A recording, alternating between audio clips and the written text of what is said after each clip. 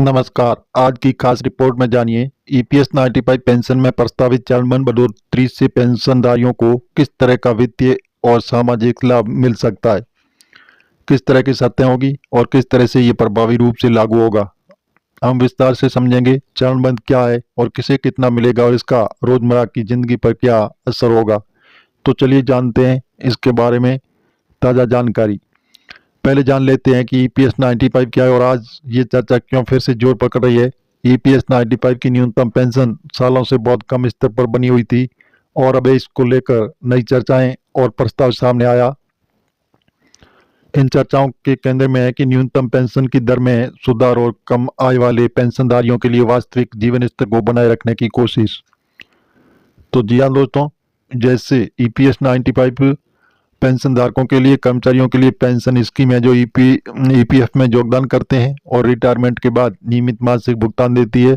चरण बढ़ोतरी का अर्थ है एक बार में पूरा परिवर्तन नहीं, बल्कि कई चरणों में धीरे धीरे न्यूनतम पेंशन बढ़ाना, ताकि व्यवस्थाओं को आर्थिक वजन का सही ढंग से समायोजित किया जा सके और इससे लाभार्थियों को जल्दी राहत मिलती है और व्यवस्था के रखरखाव के आवश्यक फीडिंग का बोझ भी संतुलित रूप से बांटा जा सकता है। तत्कालिक राहत कम से कम एक बेस जैसे हाइक तुरंत लागू की जा सकती है। जैसे पहुंचने के लिए 3-5 वर्षों का रोड मैप, इस तरह का रास्ता दुनिया भर के कई पेंशन जो सुधार योजनाओं का उपयोग होता रहा। अचानक बड़े बदलाव से प्रणाली पर दबाव पड़ता है, इसलिए चरणबद्ध रास्ता अपनाया जाता है। चरणबद्ध बढ़ोतरी लागू होने पर क्या होगा, मुख्य फायदे जैसे इसका विस्तार से बताते हैं आपको।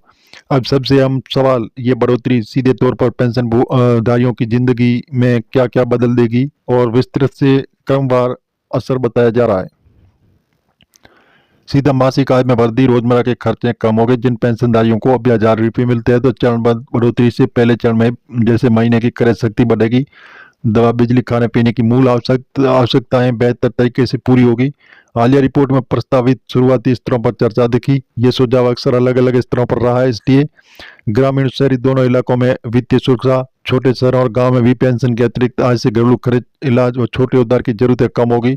वर्जन की आर्थिक निर्भरता कम होगी, जिससे पारिवारिक दबाव व सामाजिक तनाव घट सकते हैं। स्वास्थ्य देखभाल और प्रत्यक्ष लाभ, वृद्धावस्था में स्वास्थ्य खर्च सबसे बड़ा बोझ होता है।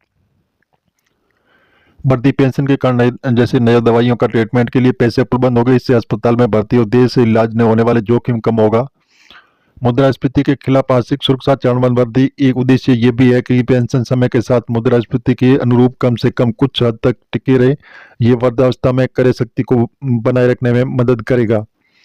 बाजार पर सकारात्मक प्रभाव, स्थानीय कमर्शियल गतिविधियां बढ़ाना, जब पेंशनधारियों की जेब में अधिक पैसा होगा, छोटे व्यापारी और स्थानीय सेवा क्षेत्रों को भी लाभ मिलेगा। जैसे माइक्रो इकोनॉमी हल्की तरक्की के संभव है। मानसिक और सामाजिक लाभ, आर्थिक दबाव कम होने से मानसिक स्वास्थ्य में सुधार, वर्जनों के सामाजिक आत्मसम्मान में वृद्धि और परिवार पर दबाव में कमी आएगी, जो दीर्घकालिक सामाजिक लाभ है। जैसे ऊपर के बिंदुओं का आधार, हालिया चर्चाएं और रिपोर्टों को लक्षित परिणामों के अनुमान, वास्तविक प्रभाव जैसे लागू होने की रूपरेखा और वित्तीय गणनाओं पर निर्भर करेगा। चरणबद्ध व्यवस्था में अलग अलग श्रेणियां होगी, जो कैसे दिखेगा चलिए उदाहरणों के साथ समझते हैं। बेसलाइन एडजस्टमेंट, मान लीजिए जैसे 1000-2500 जिसका मासिक वास्तविक आय में 150% का इजाफा, दवाइयों और घरेलू खर्च का भी बोझ घटेगा। और पेंशन धारक 2000 और 5000 वर्तमान में कहीं पर भी चरणबद्ध समायोजन के अनुसार इन्हें भी प्रतिशत के आधार पर लाभ मिलेगा, जिससे मध्यम वर्गीय पेंशन का जीवन स्तर रहेगा। उच्च पेंशन धारक अतिरिक्त विकल्प वाले सदस्य संभवतः इन्हें कम प्राथमिकता पर रखते हैं, तो आवश्यकता आधारित दृष्टि से ये वैकल्पिक योजनाओं के जरिए अतिरिक्त लाभ दिए जा सकते हैं। वास्तविक वर्गीकरण और संख्याएं जैसे आधिकारिक नीति निर्णय पर निर्भर होगी। उन उदाहरणों को स्पष्ट है कि कम आय वाले जैसे पहले लाभान्वित होगा। और एक महत्वपूर्ण सवाल है कि इतनी बढ़ोतरी कैसे फंड की जाएगी, या कुछ संभावित तंत्र दिए जा रहे हैं जो सरल शब्दों में, जैसे रिजर्व फंड, री-ओलेक्शन, मौजूदा योगदान, डायरेक्ट में समायोजन करने की फीडिंग फॉलो की पुनर्संरचना करके कुछ रकम निकाली जा सकती है। चरणबद्ध भुगतान के कारण लागत का विभाजन, क्योंकि बढ़ोतरी एक साथ नहीं आती है परंतु तत्काल दबाव भी कम होगा, इसलिए वित्तीय जैसे समायोजन आसान होगा। और टोगोडेट सब्सिडी सहायता, सबसे जरूरतमंद पेंशनधारियों को प्राथमिक देकर सीमित संसाधनों का प्रभावी उपयोग संभव है।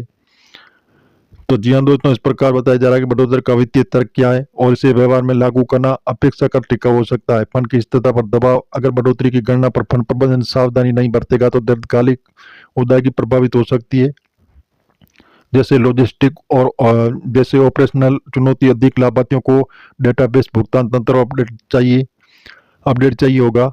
तो अलग अलग रिपोर्टिंग में जैसे लोगों को बड़ी संख्या में आसमान आंकड़ों में उम्मीद हो सकती है कि 7,500 जैसे आंकड़े सोशल मीडिया कुछ रिपोर्ट्स में चर्चा है, इसलिए स्पष्ट पारदर्शी संचार जरूरी है।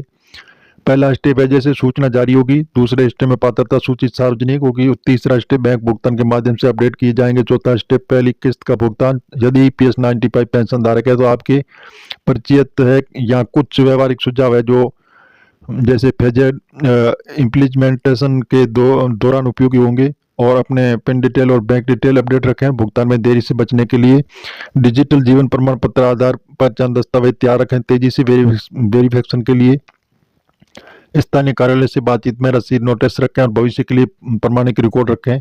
छोटी बचत आपात फंड योजनाओं पर ध्यान दें। पहली किस्त मिलने पर तत्काल बड़े खर्चों से बचना अच्छा रहेगा।